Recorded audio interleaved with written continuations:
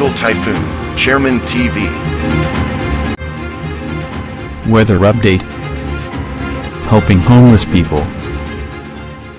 Please subscribe.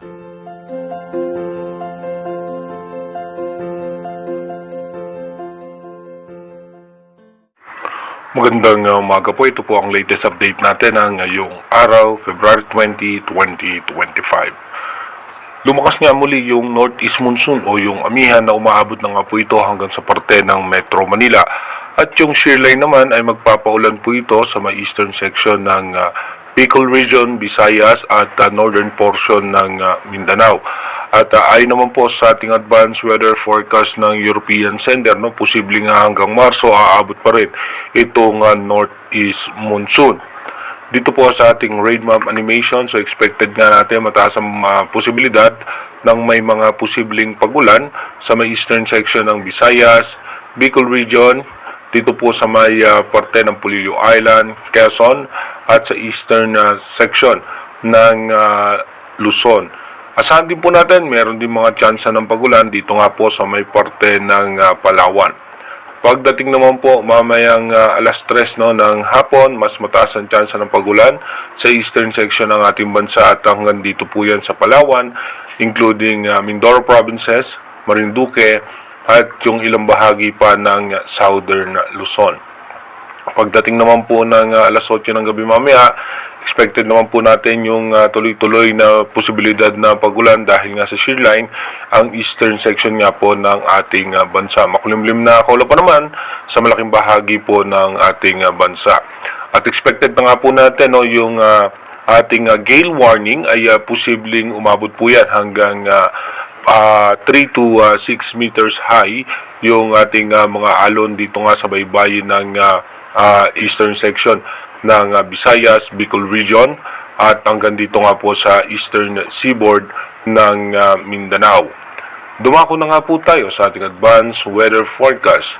Dito po sa ating advanced weather forecast, bukas nga po, February 21, expected pa rin natin mataas ang posibilidad ng pagulan sa parte ng Visayas, Bicol Region, eastern section ng Mindanao dahil pa rin po yan sa shear line. By February 22, dito po maninipis na kaulapan na lamang yung ating nakikita at meron mga tsansa ng pagulan sa may parte naman ng Palawan. By February 23, dito po malamig na simoy ng hangin ang ating mararanasan dahil sa patuloy na paglakas ng amihan. Pagdating naman po ng February 24, maninipis na kaulapan yung ating posibleng maranasan. At pagdating po ng February 25, expected muli natin may tsansa ng pagulan sa eastern section ng Mindanao at ilang bahagi ng Bicol Region. Pagdating naman po ng February 26, tuloy-tuloy nga po may tsansa ng pagulan sa eastern section ng Mindanao at sa ilang bahagi ng Palawan dahil pa rin po yan sa shear line. Pagdating po ng February 27, expected pa rin po natin yung shear line ay nasa parte pa rin po yan ng Mindanao. At pagdating po ng February 28, yung shear line pa rin po ay nasa parte pa rin po yan ng Mindanao. Pagpasok naman po ng unang araw ng Marso, dito po hihina yung ating northeast monsoon. At pagdating po ng March 2, asahan natin naman yung shear line ay muling aangat hanggang sa parte ng Central Luzon. Pagdating naman po ng March 3, magkakaroon tayong possible low pressure area outside PAR pero mababa naman ang chance nito na magtuloy bilang isang bagyo. Pagdating naman po ng March 4, expected natin na yung easterlies naman na makakaapekto sa ating bansa. Pagdating naman po ng March 5, dito po magkakaroon tayo muli ng ITCZ o yung Intertropical Convergence Zone sa parte nga po ng Mindanao at bahagyang pagbugso ng amihan sa may parte ng Northern Luzon. By March 6, expected pa rin po natin yung ITCZ o yung Intertropical Convergence Zone sa parte po ng Mindanao habang yung northeast monsoon naman sa Northern Luzon at may shear line nga tayo na posibleng makaapekto sa may parte ng Visayas at ng Bicol Region.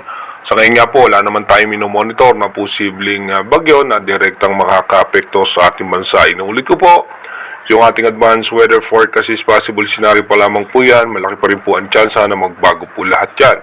Kaya manatili tayong tumutok sa ating advanced weather forecast para malaman natin yung mga posibleng sama ng panahon na makakaapekto sa ating bansa. Mag-iingat po tayo palagi. God bless po sa ating lahat.